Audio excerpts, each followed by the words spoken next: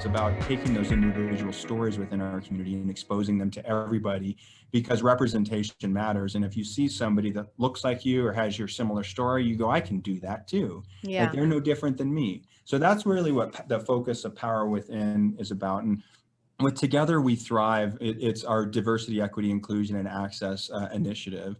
And so that's something that this didn't start with us with the killing of George Floyd. This started our diversity, equity, inclusion effort started many years ago, before I was even hired. And it was one of the things that really attracted me to USA Triathlon, is they identified that we have a problem in our sport, a diversity problem. Yeah. And maybe not an inclusion problem, because like I said, I do believe people are welcomed in our sport with open arms. We do have those one-offs that aren't, but it's very rare.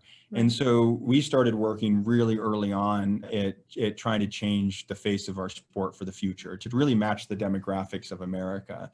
For 3 years in a row, we won the Diversity and Inclusion Award from the United States Olympic and Paralympic Committee. There's an NGB selected every year.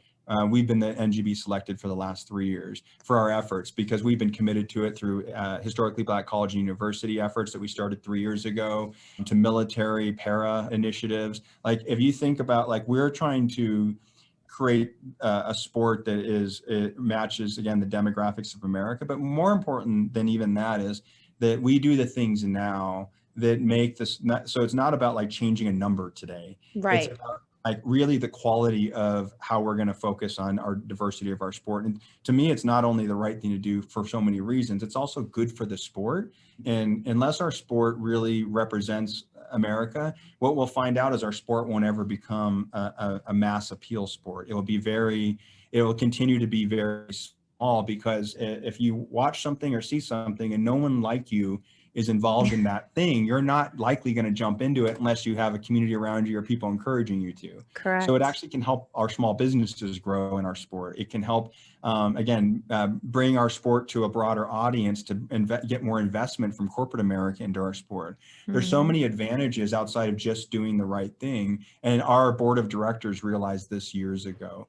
And, really what we decided at the time is it starts at the top. It starts, like, if you don't have leadership that represents a diverse community, then that's where the decisions are made. The board especially had a real focus on that. And now we had a female president most recently. We have the first elite para athlete ever to serve as an NGB president. We have as many females as males, where that's not the case in our past at all, not even close.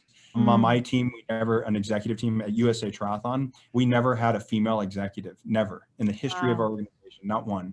Not only one director, but never an executive. Wow. And so now we three of my six executive leadership team are females. So this is before it was like popular. A few years ago, we created a position, diversity and inclusion manager, and her focus is just on making sure that she's waking up every day thinking about this.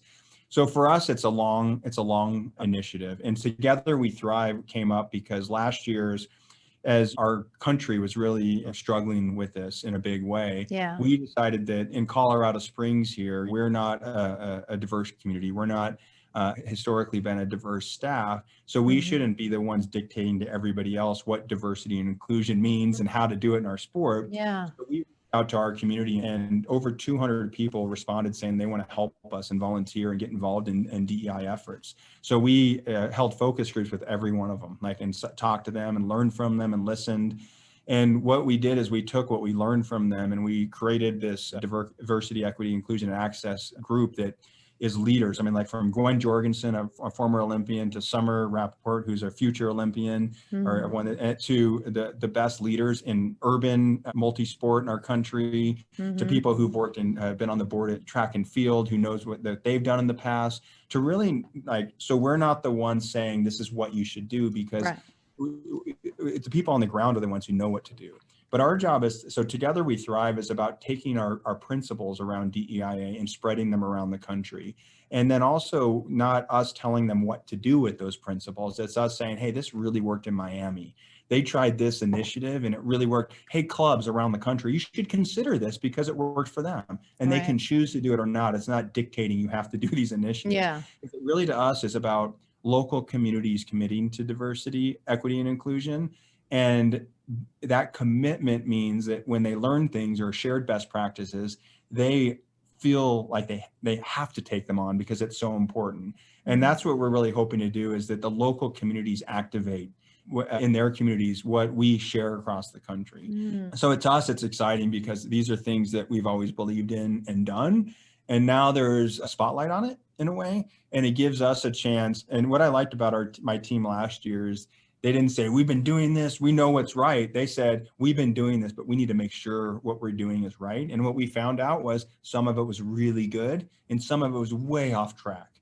And we would never have learned that by just going out and saying, this is what everyone should do.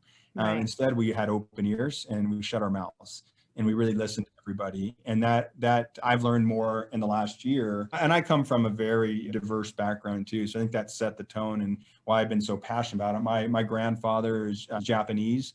He fought for America in World War II in the 442nd and like wasn't allowed in restaurants and bars in the South, right? And his family was in internment camps in California while he was fighting for America. So he always taught me like, look, you look white, your mom looks white. He's like, but you do have this in you and I want you to. And so I always carried that with me. And I grew up in an inner city, like my high school is inner city. It was about 33% Black, Hispanic, white. So I just had a really good, and I went to college and at the time was a mostly Caucasian, wealthy, like it was at public school, but I was joined a fraternity. It was like culture shock for me. Yeah. So I went from like this integrated like community to like this very affluent, which I wasn't, community. And people were racist and there was like and I just wasn't, it was really a big shock for me. Yeah. So that's when I really like became passionate about it. I was like, whoa, I didn't actually think this existed at this level. I thought it was kind of like my parents or grandparents' problem, right? Right. And I saw that this is not something that is just going to go away with time, that actually intentional steps have to be taken.